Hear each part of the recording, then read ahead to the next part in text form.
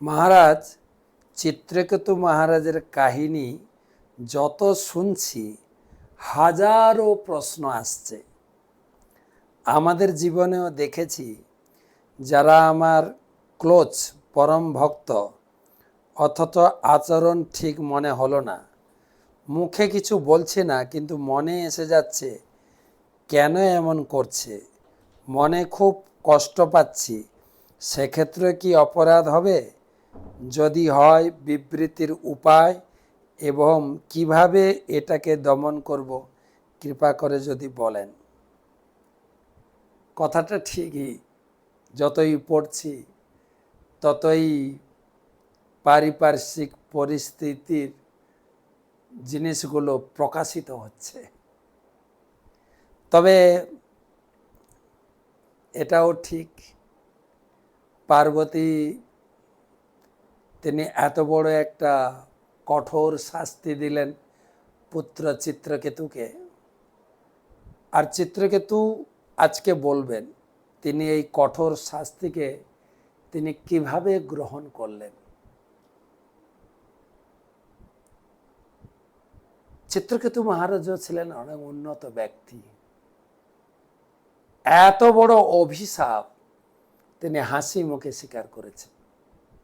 সেরকম যদি কাউকে পাওয়া যায় তাহলে ভুল ভ্রান্তিতে কিছু শোধরানো যায়, কিন্তু বর্তমান পরিস্থিতি এমনটা নয়।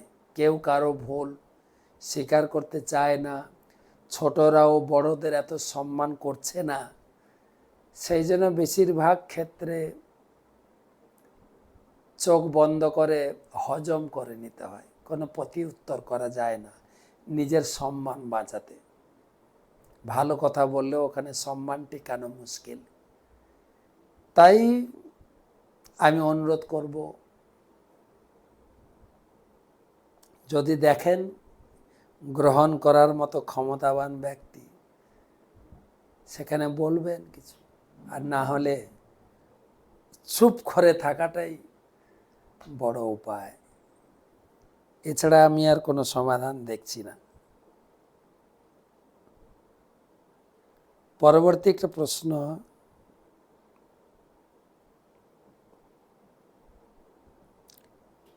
শিপ্রা,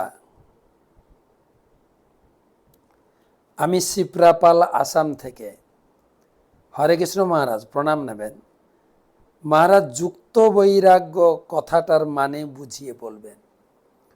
যুক্ত এবং বৈরাগ্য দুটো বিপরীত কথা, কিন্তু যুক্ত আর বৈরাগ্য মানে আপনার যা কিছু রয়েছে বৈরাগ্য করে ত্যাগ করুন না, সব কিছু ভগবানের সেবায় যুক্ত করুন। আপনার বাড়ি আছে, টাকা পয়সা আছে, ধন সম্পদ আছে, নিজের মনে না করে ভগবানের সেবায় ব্যবহার করুন। হ্যাঁ, যেরকম আমরা কাপড় চোপড় পরছি নিজের সুখের জন্য নয়, একজন ইস্কনের প্রতিনিধিত্ব হিসাবে আমাদেরকে এটা প্রদর্শন করতে হয়। যা কিছু আছে ভগবানের সেবায় যুক্ত করুন, ত্যাগ মনে করে বৈরাগ্য করে বাদ দেবেন না। হ্যাঁ, আপনি মোবাইলও ব্যবহার করতে পারেন, এটা যদি আপনি কৃষ্ণ সেবার জন্য ব্যবহার করেন এটা হয়ে যাবে আপনার যুক্ত বৈরাগ্য। আর এটা যদি নিজের জন্য করেন সেটা হয়ে যাবে ভোগ বিলাস, যেটা বন্ধনের কারণ। হ্যাঁ, প্রত্যেকটা জিনিস ভগবানের সেবায় ব্যবহার করুন। যেরকম আমরা গাড়ি ঘোড়া কম্পিউটার সব কিছু বাইরের লোকও করছে নিজের জন্য, আমরা করছি ভগবানের জন্য, এটা বলে যুক্ত বৈরাগ্য। আসুন আজকে আলোচনা শুরু করি। বন্দে অহম শ্রীগুরো শ্রীযুত পদকমলম শ্রীগুরুন বৈষ্ণবাংশ্চ শ্রীরূপম সাগ্রজাতম সহগণ রঘুনাথান্বিতম তম সজীবম সাদ্বৈতম সাবধূতম পরিজন সহিতম কৃষ্ণ চৈতন্য দেবম শ্রী রাধা কৃষ্ণ পাদন সহগণ ললিতা श्रीविशाखान्वितांश्च नमो ॐ विष्णुपादाय कृष्णप्रेष्ठाय भूतले श्रीमते भक्तिवेदान्त स्वामिनिति नामिने। नमस्ते सारस्वते देवे गौरवाणी प्रचारिणे निर्विशेष शून्यवादी पाश्चात्यदेशतारिणे। ॐ माधव माधव वाचि माधव माधव हृदि स्मरन्ति साधव सर्वे सर्वकार्येषु माधवम्। नमो ब्राह्मणदेवाय गोब्राह्मणहिताय च जगद्धिताय कृष्णाय गोविन्दाय नमो नमः। अनर्पितचरिं चिरात् करुणया अवतीर्ण कलौ समर्पयितमुन्नतोज्ज्वलरसं सभक्तिश्रियं हरिपुरटसुन्दरद्युति कदम्बसन्दीपितः सदा हृदयकन्दरे स्फुरतु वः सचिनन्दन। जय श्रीकृष्ण चैतन्य प्रभु नित्यानंद श्री अद्वैत गदाधर श्रीवासदि श्री गौर भक्तबिंद। हरे कृष्णा कृष्ण कृष्ण हरे हरे हरे राम राम राम हरे हरे। ओं नमो भगवते वासुदेवाय ओं नमो भगवते वासुदेवाय ओं नमो भगवते वासुदेवाय।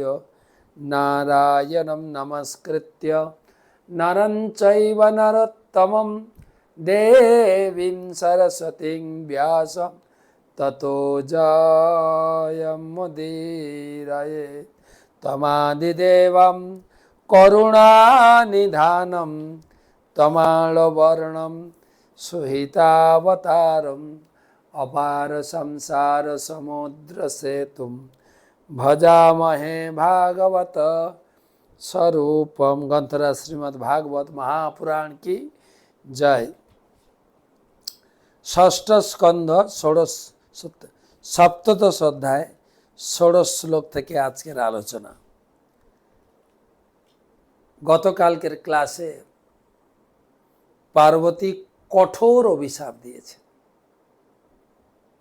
অসুর কুলে জন্মগ্রহণ করো, দাম্ভিক অহংকারী,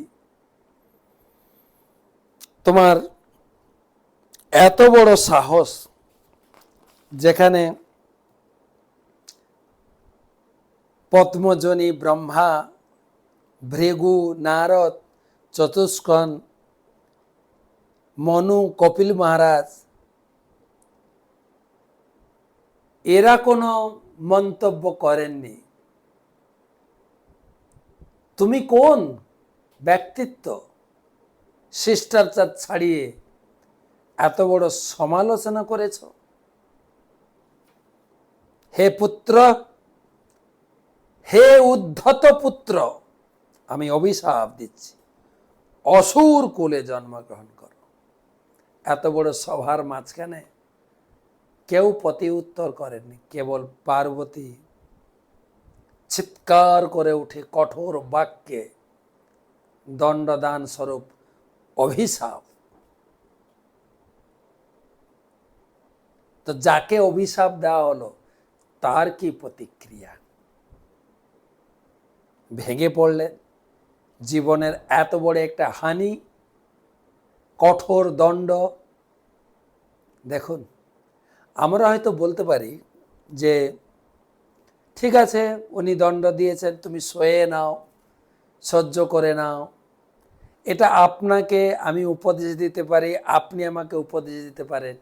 এখানে কোনো রকম উপদেশের কথাবার্তা হচ্ছে না, কিন্তু এখানে যার প্রতি দণ্ডদান হচ্ছে তিনার কি প্রতিক্রিয়া। উপদেশ কেবল অন্যান্য গ্রন্থে, গীতাতে পাবেন, এখানে পাবেন নিজের আচরণ, নিজের ব্যবহার। যেটা ভাগবতম সবাইকে শেয়ার করতে চাইছেন।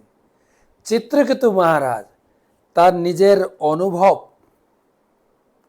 বা নিজের প্রতিক্রিয়া সবাইকে শেয়ার করছেন। দেখেন তো, শুরু করার আগে গুরুদেবের চরণ প্রান্তে পতিত হয়ে প্রণাম নিবেদন করে তার অহেতুকী কৃপা আশীর্বাদ প্রার্থনা করি। নমো ওং বিষ্ণুপাদায় কৃষ্ণপ্রেষ্ঠায় ভূতলে শ্রীমতে জয় পতাকা স্বামী নীতি নামিনে নম আচার্য পাদায় নিতাই কৃপা প্রদায়িনে গৌর কথা ধামদায় নগর। ষোড়শ শ্লোক। শ্রী শুক উবাচ এবং সপ্ত চিত্রকেতু বিমানাদবরূহস প্রসাদয়ামাস সতীম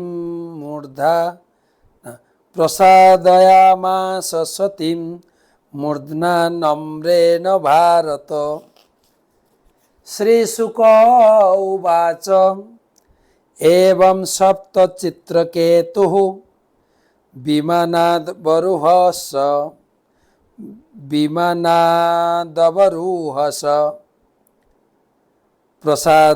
প্রসাদয়ামাস সতীম মূর্ধনা নম্রেণ ভারত।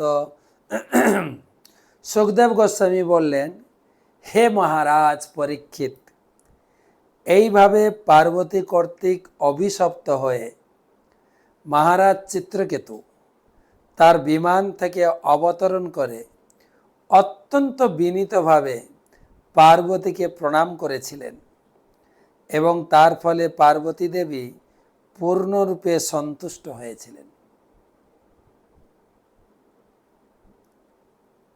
অভিশাপ দিয়েছেন পার্বতীর নিচ থেকে। চিত্রকেতু মহারাজ তখন রথে ছিলেন এবং শুধু রথে ছিলেন না, বিশিষ্ট ব্যক্তিদের মাঝখানে ছিলেন। সিদ্ধ, চানর, যোগী, মুনি তাদের মাঝখানে, এবং তাদের দ্বারা সংস্তুত হয়ে এত বড় মহান ব্যক্তিত্ব। আর যখন পার্বতী অভিশাপ শুনলেন, তিনি বিমান নামানাল মাটিতে, বিমান থেকে তিনি অবতরণ করে প্রথমে পার্বতী দেবীকে প্রণাম করলেন, মাকে প্রণাম করলেন, আর মা খুশি হয়ে গেলেন। দেখে লিখছেন এবং সপ্ত চিত্রকেতু, সেই অভিশপ্ত চিত্রকেতু বিমানাৎ অবরূহস, বিমান থেকে নামলেন। প্রসাদয়ামাস সতী মূর্ধনা, সতী মূর্ধনা, একদম মাথা নত করে রাজা চিত্রকেতু পার্বতীকে প্রণাম করলেন। নম্রেণ মূর্ধনা, মাথা নিচু করে প্রণাম করলেন।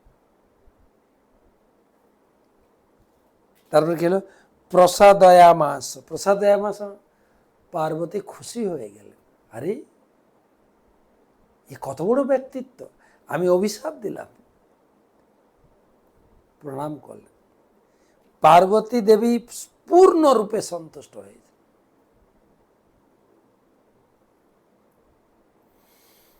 তারপরে অত্যন্ত বিনীতভাবে হাঁটু গেড়ে বসে বলছেন, চিত্রকেতুর উবাচ প্রতিগৃহামি তে শাপম আত্মহঞ্জলি নাম্বিকে দেবৈর্মর্তায় যৎ প্রক্তম পূর্বদিষ্টম হিত তৎসতৎ। প্রতিগৃহামি তে শাপম আত্মহঞ্জলি নাম্বিকে দেবৈর্মর্তায় যৎ প্রক্তম পূর্বদিষ্টম হিত তৎসতৎ। চিত্রকেতু মহারাজ বললেন, হে মাতঃ, আপনি যে আমাকে অভিশাপ প্রদান করলেন তা আমি অঞ্জলির দ্বারা স্বীকার করলাম, আপনার দেওয়া অভিশাপ আমি অঞ্জলি ভরে গ্রহণ করলাম।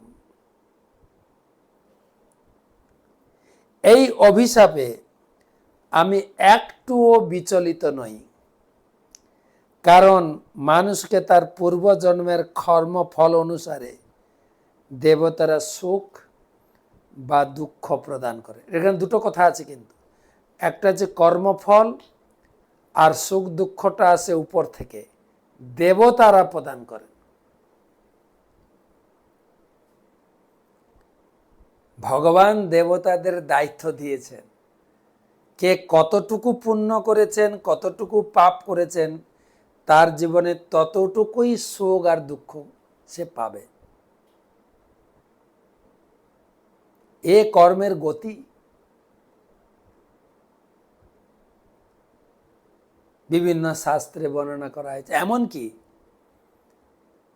বর্তমান কালের পাণ্ডিত্যপূর্ণ বৈজ্ঞানিকরাও স্বীকার করেছেন। নিউটনের থার্ড ল, তৃতীয় সূত্র, প্রত্যেক কর্মের সমান এবং বিপরীত প্রতিক্রিয়া, every action has an equal and opposite reaction. আমরা পড়েছি কলেজে, স্কুলে। যেরকম কর্ম সেরকম ফল দেবতারা দিয়ে থাকেন। বা আপনারা এই একাদশী মাহাত্ম্য আমি পড়েছি নেটে, আপনারা হয়তো শুনেছেন একাদশী মাহাত্ম্য, পবিত্র একাদশীর মাহাত্ম্য।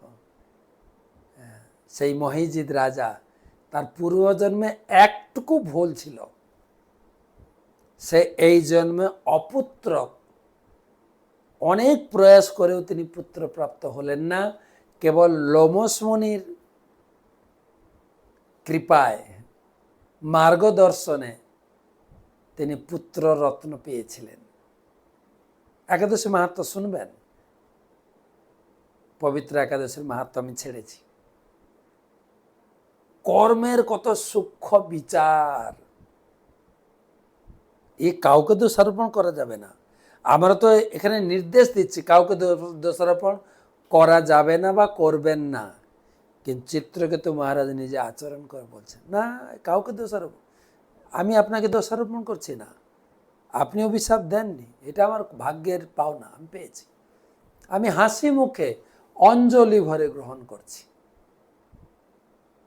পূর্বজন্মের কর্মফল দেবতারা সেই পূর্বজন্মের কর্মের ফল অনুযায়ী সুখ এবং দুঃখ দিয়ে থাকেন। এটা আমার ভাগ্যের পাওনা ছিল।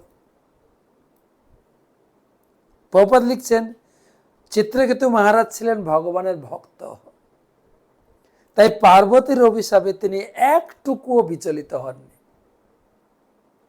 তিনি ভালোভাবেই জানতেন যে সুখ অথবা দুঃখ এটা জীবনের কর্মফল। দৈবনেত্র বা ভগবানের প্রতিনিধি দেবতারা দিয়ে থাকেন, কিছু করার নেই। যদিও ভাগবতমের বিশেষ করে দশম স্কন্ধে ব্রহ্মাজি বলেছেন,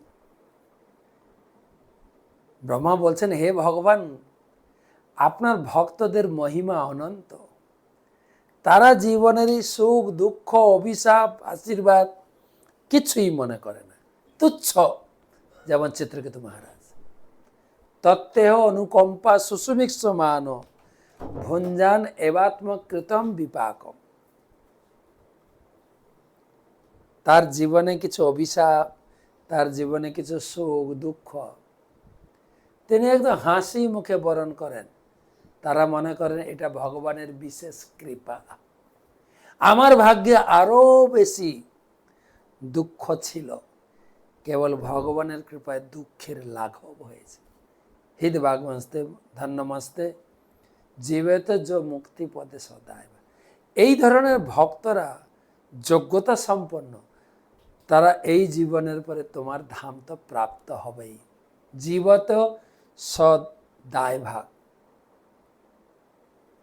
দায়ভাগ মানে ব্রহ্মা বললেন, যেরকম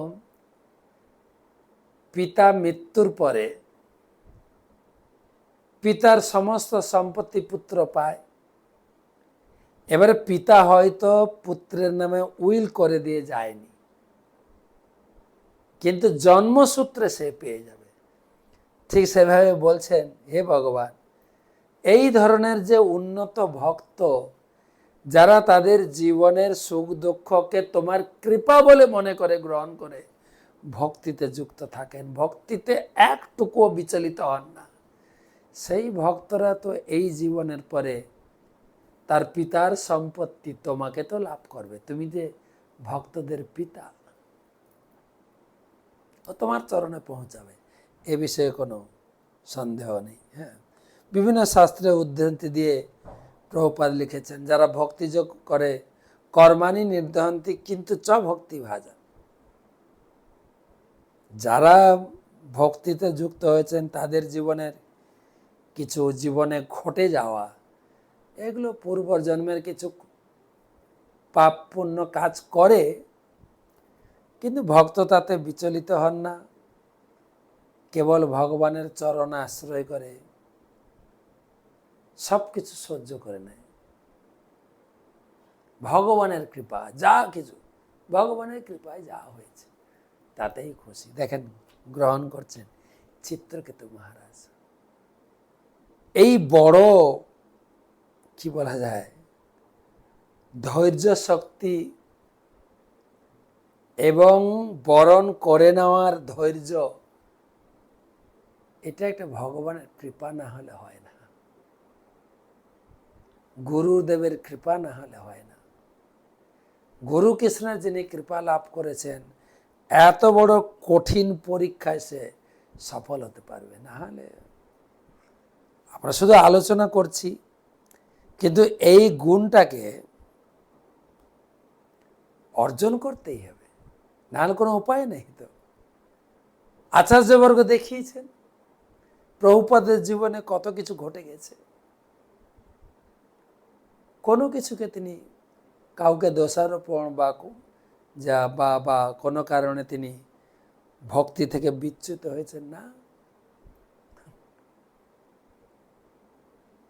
প্রভুপাদের জীবন শৈলী যদি বিচার করেন, কত কিছু ঘটে।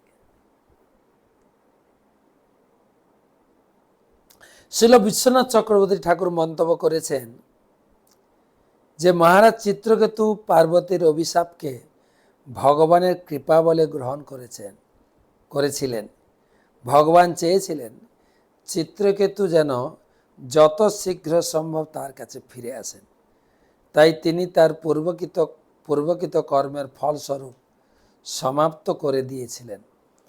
অন্তর্যামী ভগবান চিত্রকেতুর সমস্ত কর্মফল সমাপ্ত করার জন্য পার্বতীর হৃদয় থেকে তাকে অভিশাপ দিতে অনুপ্রাণিত করেছিলেন। এইভাবে চিত্রকেতু তার পরবর্তী জীবনে বৃত্রাসুর হয়ে ভগবত ধামে ফিরে গিয়েছিলেন।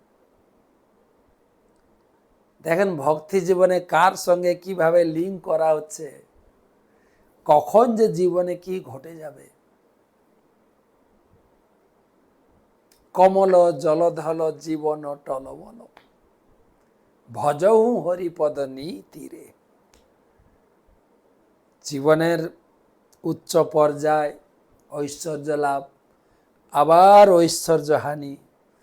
এই জীবনের একটা পদ্ম পাতায় জল থাকলে দেখবেন জলটা স্থির থাকে না, সবসময় নড়তে থাকে। কমল জলদল জীবন টলবল, ভজহু হরিপদ নীতিরে। কেবল ভগবানের চরণকে জোর করে ধরে রাখো, এছাড়া জীবনের কোনো গতি নাই। চিত্রকেতু মহারাজ আরো বলছেন, সংসার চক্র এতস্মিন জন্তুর জ্ঞান মোহিত, ভ্রাম্যন সুখম চ দুঃখম চ ভুমতে সর্বত্র সর্বদা।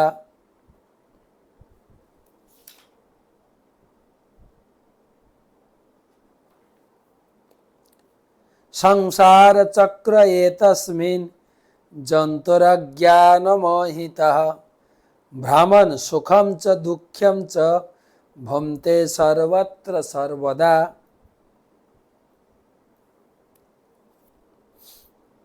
অনুবাদ: অবিদ্যার প্রভাবে মহাচ্ছন্ন জীব সংসাররূপ অরণ্যে তার পূর্বকৃত কর্মের ফলে সর্বত্র সর্বদা সুখ ও দুঃখ ভোগ করে। অতএব হে মাতো, এই সাপ প্রধানে আমার বা আপনার কোনো দোষ নেই। আমিও কোনো দোষারোপণ বা কোনো খারাপ কথা আপনাদের বলিনি। আমার মনে হয় না আপনি অভিশাপ দিয়ে কিছু খারাপ করেছেন। এখনো চিত্রকেতু মহারাজ একদম স্থির, আমি তো কোনো খারাপ কথা বলিনি। তো আমি মহাদেব শিবের গুণকীর্তন করেছি। তিনি এত বড় মহাত্মা ব্যক্তি, সভাপতি, দৃঢ় বক্তা, কঠোর তপস্বী, বলেছেন তো। কিন্তু আমি কি দেখছি, তো এটা আমার বলার মধ্যে কোনো ভুল নেই। আর এর পরিপ্রেক্ষিতে আপনি যে অভিশাপ দিয়েছেন তারও কোনো ভুল নেই। সেই জন্য বলছেন, হে মা, তো এই সাপ প্রদান সম্বন্ধে আপনার বা আমার কোনো ত্রুটি নেই এখানে। এসব দৈব। এটাকে যদি কেউ গ্রহণ করতে পারে দৈব, তাহলে তো সমস্ত সমস্যার সমাধান দৈব।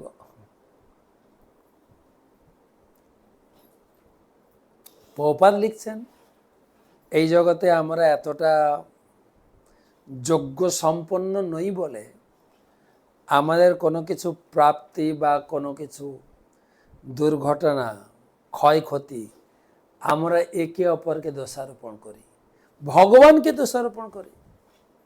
হায় ভগবান, লাস্টে আমার কপালে এইটাই দিলে, ভগবানকে দোষারোপণ করি। এটা আমাদের মূর্খতা। গীতায় ভগবান বলেছেন, প্রকৃতি ক্রিয়ামাণানি গুণই কর্মাণি সর্বস্ব। এই প্রকৃতিরূপী ব্রহ্ম, এই প্রকৃতি, ভগবান প্রকৃতিকে দিয়ে সব কিছু করাচ্ছে। অর্থাৎ ভগবানই আলটিমেট আমার পরিবার চালাচ্ছেন, আমাকে পরিচালনা করছেন। কিন্তু আমরা মূর্খতাবশত নিজেকে কর্তা বলে মনে করি। ভগবান বলছেন, তোমার সংসার চালাচ্ছি আমি, নাম কিনছ তুমি না।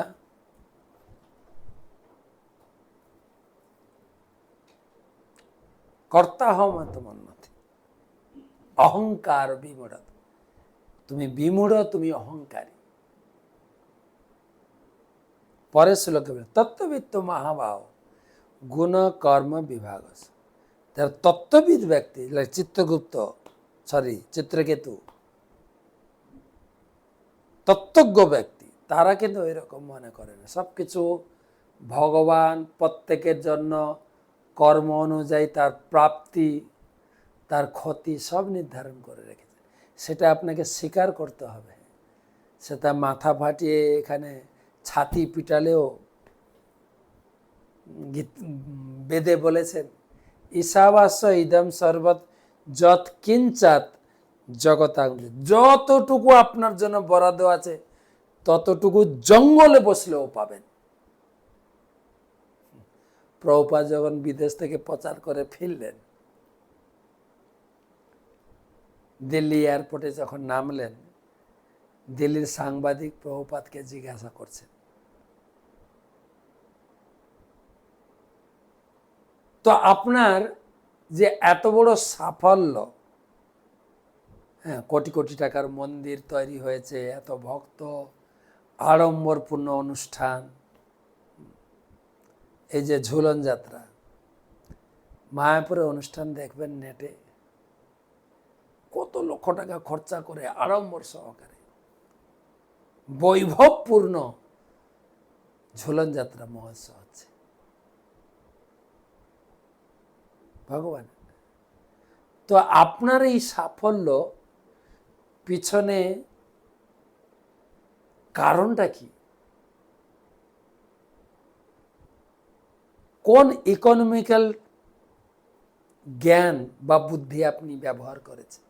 প্রভুপাদ বলছেন, বলবো আমার সাকসেসের কারণ, একটা করতাল নিয়ে আমেরিকার বোস্টন শহরে গাছের তলায় বসে খঞ্জনি করতাল বাজিয়ে হরিনাম করেছি। হ্যাঁ, এটা বিশ্বাস করা যায়?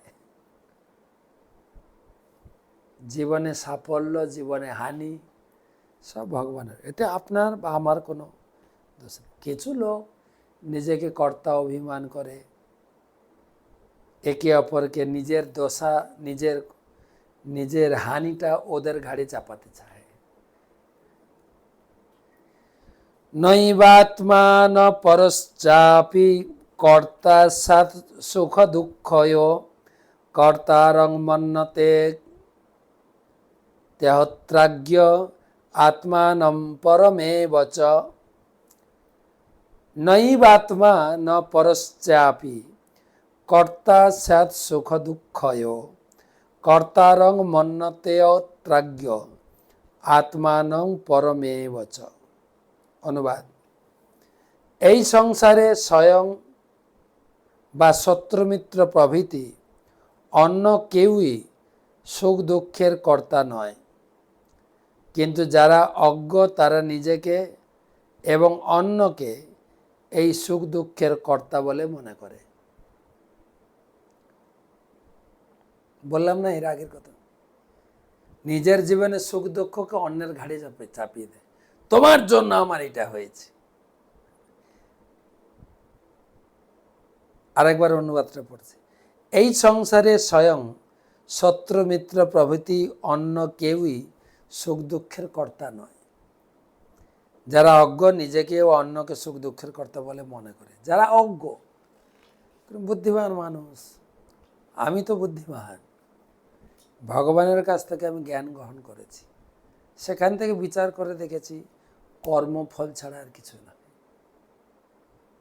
এ আমার দৈব, পাওনা ছিল, আমি পেয়েছি। মা, আপনারও কোনো দোষ নেই, আমার এখানেও কোনো দোষ নেই, আমার কর্মের দোষ, পূর্বজন্মের কর্মের দোষ। গুণ প্রভাব এতস্মিন ক গুণ প্রবাহ এতস্মিন ক শাপ ক ননুগ্রহ ক স্বর্গ নরক ক বা কিং সুখম দুঃখমে বাবা ক স্বর্গ নরক কো বা কিং সুখম দুঃখমে বাবা। গুণ প্রবাহ এতস্মিন ক শাপ ক ননুগ্রহ ক স্বর্গ নরক কো বা কিম সুখম দুঃখমে বাবা। এই সংসারে মায়াময় গুণপ্রবাহ স্বরূপ, সুতরাং শাপই বা কি আর অনুগ্রহই বা কি, স্বর্গই বা কি নরকই বা কি, সুখই বা কি আর দুঃখই বা কি। এগুলো নিয়ত প্রবাহমান, তাদের কোনো বাস্তবিক সত্তা নেই। সুখ দুঃখের বাস্তবিক সত্তা নেই।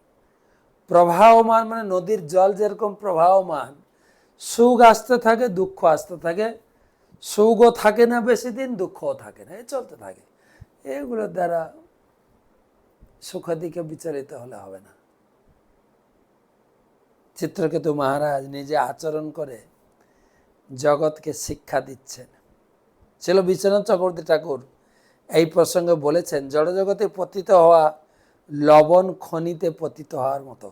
কেউ যদি লবণের খনিতে পতিত হয় তাহলে সে কেবল লবণই আস্বাদন করবে। তেমনি এই জগৎ দুঃখময়, প্রতি পদক্ষেপে দুঃখ। কিন্তু দুঃখের বিষয় হচ্ছে, প্রভুপাদ লিখছেন, অজ্ঞানাচ্ছন্ন হয়ে কেউ নিজের দুঃখটা অনুভব করছে না যে আমি দুঃখে আছি। যাকে জিজ্ঞেস করবে, দাদা কেমন আছেন? ভালো আছে। হসপিটালে শুয়ে রোগে ভুগছে, কেমন আছেন দাদা? একটু ভালো আছি। তো এটা আশ্চর্য। চিত্রকেতু মহারাজ বলছেন, হায় রে জগৎ, কিন্তু আমি কিছু মনে করি না। হে মাতা, আপনার অভিশাপ আমি শিরোধার্য করে অঞ্জলি ভরে গ্রহণ করলাম। আপনি মনে কিছু ভাববেন না যে আপনি অভিশাপ দিয়ে দোষ করেছেন বা আমি কিছু বলে দোষ না, এখানে কারো কোনো দোষ ত্রুটির কথা আসছে না। অভিশাপ, চিত্রকেতুর অভিশাপ গ্রহণ।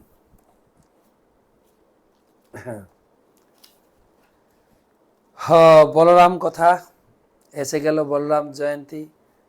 যেহেতু আজকে ঝুলন শুরু হয়ে গেল, আর কটা দিন মাত্র, আর কটা দিন, 6 দিনের পরেই মানে লাস্ট দিন বলরামের আবির্ভাব তিথি 28 তারিখে। আজকে তো 23 তারিখ, 23 তো চলে গেল, 24, 25, 26, 27, 28, কয়দিন পরে বলরামের অনেক কথা শুনলাম আমরা। বৃন্দাবন লীলা শেষ করে, মথুরা শেষ করে এখন দ্বারকাতে প্রবেশ করেছি। গতকালকে বলরামের বিবাহ হয়েছে, আজকে কৃষ্ণের বিবাহ আলোচনা করব। তবে বলরামের কি কাজ সেটাও শুনব। কৃষ্ণের প্রথম বিবাহ রুক্মিণীর সঙ্গে। নমস্তেস্তু হলগ্রাম নমস্তু মুসলায়ুধ নমস্তে রেবতীকান্ত নমস্তে ভক্তবৎসল নমস্তে বলিরাম শ্রেষ্ঠ নমস্তে ধরণীধর পলম্বারে নমস্তেস্তু ত্রাহি মাম কৃষ্ণ পূর্বজ। রেবতীর সঙ্গে বলরামের বিবাহর পরে পরে কৃষ্ণ পেলেন রুক্মিণীর লাভ লেটার। বিধবরাজ রুক্মিণীর পিতা ভীষ্মক তার দরবারে নারদ মুনি প্রায় ভ্রমণ করতে যেতেন আর কৃষ্ণ কথা শোনাতেন। আর রুক্মিণী সেই রাজ দরবারে নারদ মুনির মুখে কৃষ্ণ কথা শুনতে শুনতে তিনি কৃষ্ণের প্রতি আকৃষ্ট হয়ে পড়েছেন, তাই না, কৃষ্ণকেই হৃদয়ে গ্রহণ করে নিয়েছেন। এই হচ্ছে আমার একমাত্র স্বামী, যদি আমাকে বিয়ে করতে হয় এই পুরুষটাকে বিয়ে করতে। আমাদের বাংলায় একটা গান আছে, শুনবেন, কখনো দেখিনি তারে, তার অল্প অল্প গল্প শুনেছি, গল্প শুনে তারে আমি অল্প অল্প ভালোবেসে। ভগবানের গল্প শুনুন। যা রুক্মিণী ভগবানের কাহিনী শুনে শুনে ভগবানের চরণে জীবনপণ সঁপে দিলেন। তাই প্রচুর পরিমাণে শুনতে হবে। রুক্মিণী শুনতে শুনতে শুনতে শুনতে তিনি বসে বসে তিনি একটা চিঠি লিখলেন গোপনে। চিঠি লিখে তিনি তো রাজকুমারী ছিলেন, রাজনীতি জানতেন, একটা ব্রাহ্মণকে ডেকে বিশ্বস্ত ব্রাহ্মণের হাতে চিঠি দিয়ে কৃষ্ণের কাছে পাঠায়। তখন তো হোয়াটসঅ্যাপ, ফেসবুক, মেসেঞ্জার, আর যা যা চলছে এখন, ইনস্টাগ্রাম ছিল না। তাই ব্রাহ্মণকে পাঠিয়েছেন। তিনি লিখেছেন, হে কৃষ্ণ, তোমার বীর্যবতী কথা শুনতে শুনতে শুনতে শুনতে আমি তোমার প্রতি আকৃষ্ট হয়ে গেছি। মন, প্রাণ, শরীর সব তোমার চরণে আত্মসমর্পণ করেছি। যদিও তোমার আমি বিবাহযোগ্যা স্ত্রী নই, আমি যেন দাসী রূপে তোমার সেবায় নিজেকে অর্পণ করেছি। দয়া করে তুমি আমাকে গ্রহণ করো। আমার বাড়িতে আমার বড় ভাই রুক্মী, তারা সবাই আমার বিয়ের জন্য শিশুপালকে কথাও দিয়ে দিয়েছে। বিয়ের দিন ধার্য হয়ে গেছে, আজ থেকে অমুক দিনে আমার বিয়ে হবে। আমি প্রার্থনা করছি এই দাসীকে তুমি গ্রহণ করার জন্য এখান থেকে তুমি আমাকে হরণ করবে। আমি সিংহের ভক্ষদ্রব্য হয়ে একজন শৃগালের ভক্ষ হতে পারি না। হ্যাঁ, শিশুপালকে শৃগাল বলেছেন, আজ কৃষ্ণ হচ্ছেন সিংহ পুরুষ। ব্রাহ্মণ খুব দৌড়ে দৌড়ে মোটামুটি চিঠি দিয়েছেন, দ্বারকাতে পৌঁছেছেন। দ্বারকাতে ব্রাহ্মণকে ভগবান কৃষ্ণ সৎকার, অভ্যর্থনা, আতিথেয়তা সব করেছেন। ভোজনের পরে ব্রাহ্মণকে শয়নে দুগ্ধ ফেননব বিছানায় তাকে শুয়ে দিয়েছেন এবং নিজে হাতে পদসেবা করছেন এবং জানছেন, হে ব্রাহ্মণ ঠাকুর, আমরা ধন্য আপনার চরণ ধুলি আমাদের এই দ্বারকার প্রাসাদে অলঙ্কৃত হয়েছে। দয়া করে আপনার আগমনের হেতু জানতে চাই। তখন ভগবান কৃষ্ণকে সেই ব্রাহ্মণ ঠাকুর বললেন, রুক্মিণীর লাভ লেটার আর চিঠি পড়ে ভগবান কৃষ্ণ বিচলিত হয়ে গেলেন। সময় কম। ব্রাহ্মণ বললেন, অ্যাটলিস্ট শিশুপালের সঙ্গে বিয়ে হওয়ার আগেই আপনাকে ওখানে পৌঁছাতেই হবে। ভগবানের কাছে, ভগবান যে নরলীলা করছেন, বিচলিত হয়ে তিনি ঘোড়া নিয়ে ছুটলেন। এদিকে রুক্মিণীর বিয়ের বন্দোবস্ত। বিয়ের দিন সকালে রুক্মিণীকে শোভাযাত্রা সহকারে নিয়ে যাওয়া হচ্ছে দেব মন্দিরে পূজা দিতে। এগুলো আমাদের বিধান। বিয়ের আগে দেব মন্দিরের আশীর্বাদ, প্রত্যেক গ্রামে কিছু ঠাকুর মূর্তি থাকে আশীর্বাদ নিতে। রুক্মিণী খুব ধীর পদক্ষেপে চলছেন। সেখানে নারীদের উলুধ্বনি, ব্রাহ্মণদের বেদধ্বনি, শঙ্খধ্বনি, একটা বড় বিশাল পর্ব। কিন্তু রুক্মিণী খুব ধীর, কারণ সময় কাটাচ্ছেন, কৃষ্ণ এখনো এসে পৌঁছায়নি। যদি আসে, পূজা করেছেন পার্বতী দেবী, শিব ঠাকুর, লক্ষ্মী, গণেশ, সরস্বতী, কার্তিকেয়, কাত্যায়নী, মহামায়ে, মহাযোগী, নধেশ্বরী, নন্দ গোপ সুতং দেবী পতিমে কুরুতে নম। হে দেবী কাত্যায়নী, দুর্গা দেবী, আপনি কত বড় স্বামী প্রাপ্ত হয়েছেন শিব ঠাকুরকে, আমাকে কৃপা করুন, আমি যেন সেই কৃষ্ণকে নিজের পতিরূপে বরণ করতে পারি। পূজা টুজা হয়ে যাওয়ার পরে এবারে বিবাহ পিড়িতে ঢুকবেন, বিবাহ সভাতে ঢুকবেন। আরও ধীর পদক্ষেপ হয়ে গেল। আসছেন কত উদ্বেগ, কৃষ্ণ স্মরণ করে করে সভাতে ঢুকবেন, তার বড় উদ্বেগ হলো, কৃষ্ণ কি আদৌ এসেছেন? এত বড় ঘোমটা টানা ছিল, একটু ঘোমটা তুলে দেখলেন কৃষ্ণ এই সভাতে এসছেন কিনা। কৃষ্ণ ইঙ্গিত দিলেন, আমি আছি। সমস্ত রাজকুমার, শিশুপাল সহ তারা বসে আছেন রুক্মিণীর পানি গ্রহণ করার জন্য। আর রুক্মিণী যখন একটু ঘোমটা তুলে দেখছিলেন না এই রাজকুমারের সবাই কৃষ্ণ আছে কিনা, এইটুকু যে রুক্মিণীর মুখ সৌন্দর্য দর্শন করে যত চেয়ারে বা সিংহাসনে রাজকুমারও বসে, এত সুন্দরী মহিলা, চিন্তা করতে করতে মূর্ছিত হয়ে গেছেন। যেরকম সকালে আজকে গতকালকে পরম পূজ্য ছিল ভক্তিপুরুষোত্তম মহারাজ বলছিলেন, কৃষ্ণ রাধারানীর সৌন্দর্য থেকে মূর্ছিত হয়ে গেল। তো সব রাজকুমাররা মূর্ছিত হয়ে পড়েছে মাটিতে। কৃষ্ণ এসেছেন, যেমনি রুক্মিণী দেবী লাভ লেটার লিখেছেন, I love you Krishna, Krishna হাত বাড়িয়েছেন, আই লাভ ইউ টু। রুক্মিণীর হাত ধরে রথে তুলে রথ চালিয়ে চললেন। এদিকে কৃষ্ণ এসেছেন লাভ লেটার পেয়ে। বলরাম জানতে পেরেছেন, বলরামও তার সৈন্য দলবল নিয়ে বিবাহ স্থানের একটু আগে অপেক্ষা করছে, কোনো কিছু হলে আমিও ছাড়ব না, কৃষ্ণর বিয়েতে আমি সাহায্য করব। তারপরে তো যখন রাজকুমাররা সে মূর্ছা ভেঙে উঠে, তখন তো কৃষ্ণ অনেক দূর চলে গেছে। তথাপি তারা আক্রমণ করতেছে, বিশেষ করে রুক্মী খুব জেদি ছিলেন, রুক্মিণীকে ফেরত আনবই, না হলে আমি রাজ্যে ফিরে যাব না। আর কৃষ্ণ তাকে ধরে যৎপরনাস্তি, মাথার চুল টুল এদিকে এদিকে গোপ একদিকে কেটে মেটে অপমানিত করে ছেড়ে দিলেন। মারতে চেয়েছিলেন, কিন্তু রুক্মিণী দেবী প্রার্থনা করলেন, না না না। আর বলরামও ছুটে এলেন, না কৃষ্ণ, এটা তোমার করা উচিত না, আত্মীয় স্বজন না, ভবিষ্যতে কি হবে এটা। ঠিক আছে, ক্ষত্রিয়ের মধ্যে তো ভুল বোঝাবুঝি তো থাকেই, তোমার এটা করা উচিত না। আর রুক্মিণী এই ভাইয়ের যে অপমান, এটা নিয়ে খুব ভেঙে পড়েছিলেন। তখন বলরাম তাকে বসিয়ে বুঝালেন। কৃষ্ণ রুক্মিণীর সামনে কৃষ্ণকেও বলেছেন যে এটা করা তোমার উচিত হয়নি।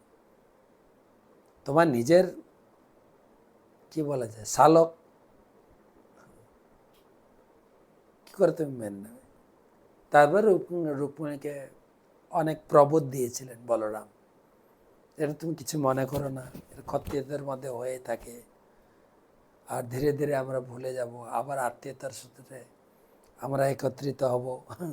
এখানে লিখেছেন দিব্য জ্ঞান প্রদান করে রুক্মিণীকে তিনি শান্ত করেছিলেন। বলরামের এই দিব্য জ্ঞান, হ্যাঁ, এখানে লিখেছে হে বুদ্ধিমতী নারী, আত্মা কখনো জড় বস্তুর সাথে যুক্ত বিযুক্ত হয় না। আত্মা যেহেতু সূর্যের মতো সব কিছুকে আলোকিত করে, কলুষিত হয় না। জন্ম মৃত্যু দেহের ধর্ম, আত্মার নয়। যেমন চাঁদের কলা হ্রাস বৃদ্ধি পায়, কিন্তু চাঁদ একই থাকে, স্বপ্নের মতো। এই মায়া ত্যাগ করে তুমি শোকমুক্ত হও। বলরামের এই দিব্য উপদেশে রুক্মিণীর মন শান্ত হলো, তার বিষাদ দূর হলো। অন্যদিকে তারপরে রুক্মিণী কৃষ্ণের বিবাহ হলো। তো পরবর্তী আলোচনা আবার কালকে করব। শুভরাত্রি।